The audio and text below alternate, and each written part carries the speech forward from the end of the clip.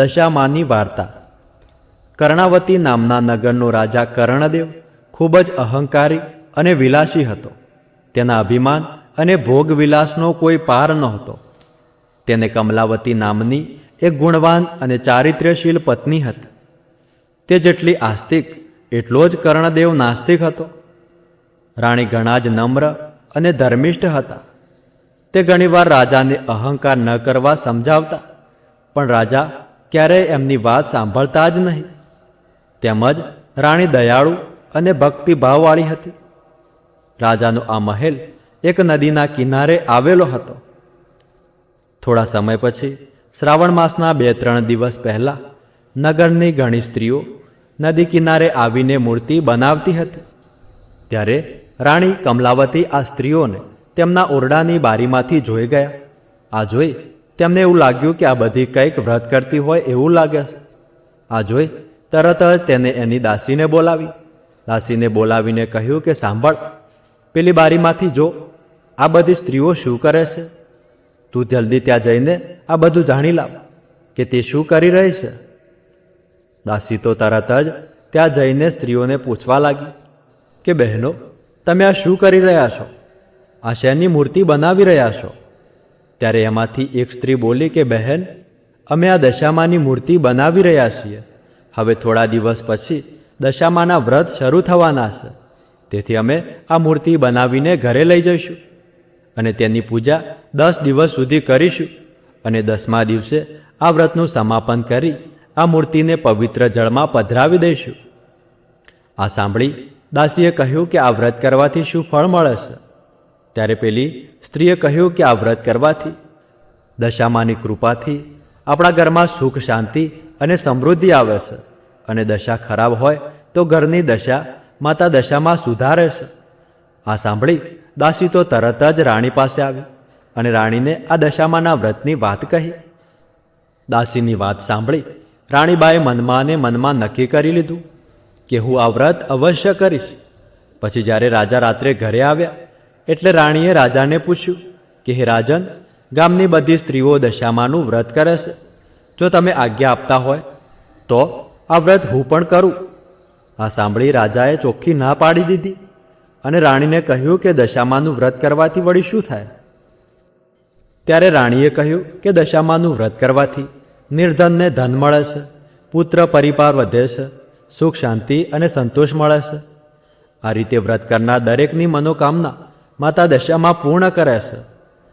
ત્યારે રાજા અભિમાનમાં છલકાઈને બોલે છે કે મારે ધન દોલત રાજપાટ હાથી ઘોડા પુત્ર પરિવાર બધું જ છે, મારે ત્યાં કોઈ વાતની કોઈ ખોટ નથી, તેથી તારે વ્રત કરવાની કોઈ જરૂર નથી। આ સાંભળીને રાણીને ખૂબ જ ગુસ્સો આવ્યો અને તે રિસાઈને ખાધા વગર પોતાના શયનખંડમાં જઈને સૂઈ ગયા। આ બાજુ રાજા ઉપર દશામાં કોપાયમાન થયા। રાત્રે દશામાં રાજાના મહેલમાં આવી તેના આખા રાજમહેલમાં ફરી વળ્યા। રાજાને બધું જ ધન ધાન્ય દશામાએ ગાયબ કરી દીધું। તેની તિજોરીમાં એક પૈસો પણ ન મળે। ભંડાર ઘરમાં જોવા ગયા તો અન્નનો એક દાણો પણ ન। આ બધું જોઈ રાજા વિચારમાં પડી ગયો કે આ બધું શું થઈ રહ્યું છે? એને કંઈ ખબર ન પડી। રાજાને ખાવા પીવાના પણ ફાંફા પડવા લાગ્યા। બાજુના નગરના એક રાજાએ એનો મહેલ પણ જપ્ત કરી લીધો અને રાજા રાણી અને તેમના બંને કુંવરોને મહેલમાંથી કાઢી મૂક્યા। રાજા રાણી બંને પુત્રોને લઈને નગર છોડીને ચાલી નીકળ્યા। ચાલતા ચાલતા નગરની બહાર એક બગીચામાં તેઓ આરામ કરવા બેઠા। આરામ કરવા બેઠાની સાથે જ તે બગીચો સુકાઈ ગયો। ત્યારે રાજા રાણી કહે છે કે આપણી દશા ખરાબ છે, તો આપણે જ્યાં જઈએ ત્યાં અહિત થશે, માટે અહીંથી ચાલી નીકળો। રસ્તામાં બંને કુંવરો કહેવા લાગ્યા કે અમને તો ભૂખ લાગી છે, પણ રાણી તેને સમજાવીને શાંત રાખે છે। એટલામાં રાણીની એક બહેનપણીનું ગામ આવ્યું। બહેનપણીના ઘર આવતા તે બંને કુંવરોને લઈ બહેનપણીના ઘરે જઈને કહે છે કે જરા મારા બાળકોને ખાવા આપને, આ બંનેને ખૂબ જ ભૂખ લાગી છે। ત્યારે તેની બહેનપણી રાણીને કહ્યું કે જા ભિખારણ, રોજ રોજ ક્યાંથી નીકળી પડે છે? આવા ભિખારી સવાર સવાર પડી નથી કે આવ્યા નથી।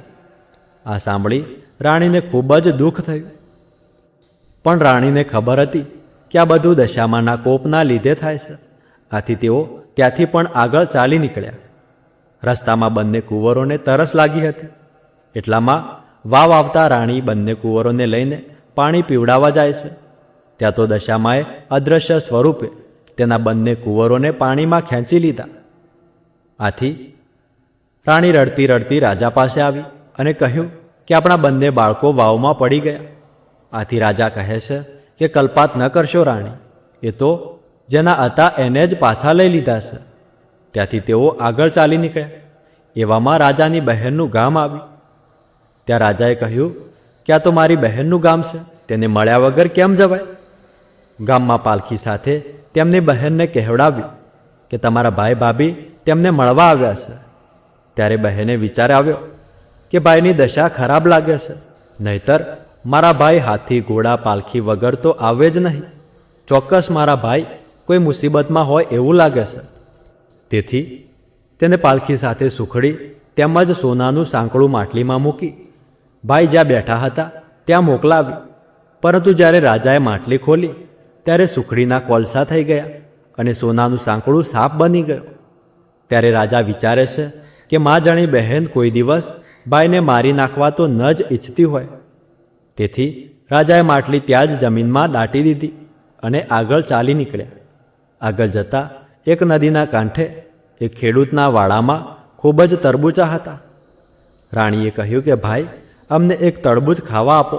ખેડૂતને રાણી ઉપર દયા આવતા તેને રાણીને તરબૂચ આપ્યું. પણ રાજા રાણીને સૂર્ય આથમ્યા પછી જ જમવાનો નિયમ હોવાથી તેઓ તરબૂચને ત્યાં જ મૂકીને સૂઈ ગયા. ત્યાં તો બાજુના ગામમાં એક રાજાનો રાજકુંવર રિસાઈને નાસી ગયો હતો. તેથી તેના સૈનિકો કુંવરને ખોળતા ખોળતા ત્યાં આવી ચડ્યા. હવે રાજા રાણી પોતાની બાજુમાં જે તરબૂચ મૂકીને સૂતા હતા તે દશામાના પ્રતાપે ખોવાયેલા કુંવરનું મસ્તક બની ગયું. તે જોતાં સૈનિકો રાજા રાણીને અપરાધી ગણીને ખૂબ જ માર માર્યો. પછી તેમને દોરડાથી બાંધી પોતાના રાજા પાસે રાજમહેલમાં લઈ ગયા. ત્યાંના રાજા પોતાના કુંવરનું મસ્તક જોઈને ખૂબ જ ગુસ્સે થયો અને બંનેને પોતાના પુત્રના હત્યારા ગણીને જેલમાં પૂરી દીધા. આવી રીતે દશામાના વ્રતનું અપમાન કરવાથી મહેલમાં રહેનારા જેલમાં રહેવા લાગ્યા. તેમજ એમ કરતાં કરતાં બીજા વર્ષે શ્રાવણ માસ આવતા રાણીના મનમાં વિચાર આવ્યો કે મારા પતિએ દશામાના વ્રતનું અપમાન કર્યું હતું, તેથી માતાજી રિસાણા છે અને અમારી આવી દશા થઈ ગઈ છે. માટે રાણીએ દશામાનું વ્રત કરવાનો નિશ્ચય કર્યો. રાણીએ દશામાનું વ્રત ખૂબ જ શ્રદ્ધાપૂર્વક કર્યું અને જેલના ઉપરી ખૂબ જ દયાળુ હોવાથી તેની પાસે વ્રતની પૂજા કરાવવાની બધી સામગ્રી મંગાવી અને સગવડ પણ કરાવી. ઉપરીને રાણી ઉપર દયા આવતા તેનું કામ કરી આપ્યું. વ્રતના ઉદ્યાપન વખતે 6 મુઠ્ઠીભર ઘઉં ભરડાવી તેની લાપસી બનાવી, સર્વને પ્રસાદી આપી અને પોતે પણ પ્રસાદી લીધી. પછી માતાજીની સાંઢણી નદીમાં પધરાવી. આ પ્રસાદ રાજાએ પણ ખાધો હતો. તેથી દશામાએ તેની દશા પલટાવી નાખવાનો વિચાર કર્યો. પછી પેલા રાજાને દશામાં સ્વપ્નમાં આવ્યા અને કહ્યું કે હે રાજા, જેમને તે જેલમાં પૂર્યા છે તે તારા કરતાં પણ મોટા રાજ્યનો રાજા છે. તેને તારા પુત્રની હત્યા નથી કરી, પરંતુ તારો પુત્ર કાલે પાછો આવશે.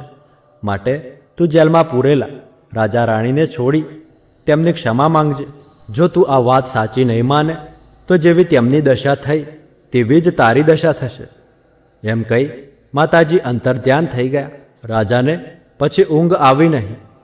તેથી તેણે સવારે વહેલા ઉઠીને પોતાના સ્વપ્નની વાત સર્વને કહી. એટલામાં રાજકુંવર પણ માની કૃપાથી પાછો આવ્યો. રાજાએ ખાતરી કરવા પેલું કુંવરનું માથું જોયું તો તે તરબૂચ નીકળ્યું. પોતાનું સ્વપ્ન સાચું લાગ્યું. તેથી તે પોતે જેલમાં જઈ રાજા રાણીને છોડી તેમના પગમાં પડી તેમની ક્ષમા માંગી. તેમને રાજમહેલમાં લાવીને તેમનો આદર સત્કાર કર્યો અને પછી સર્વ હકીકત કહી સંભળાવી. આથી રાજા રાણીએ તે રાજાની રજા માંગી.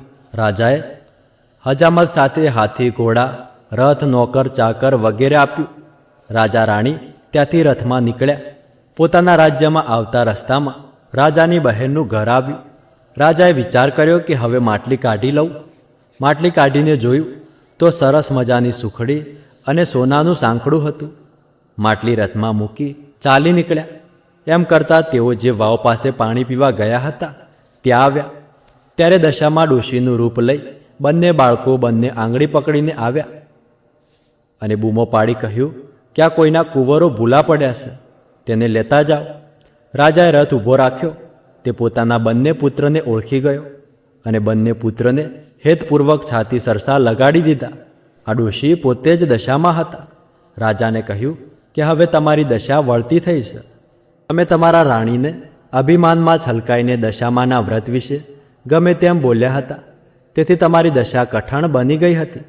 હવે તમને સમજાયું હશે કે કોઈ દેવી દેવતાની અવગણના કરવી નહીં.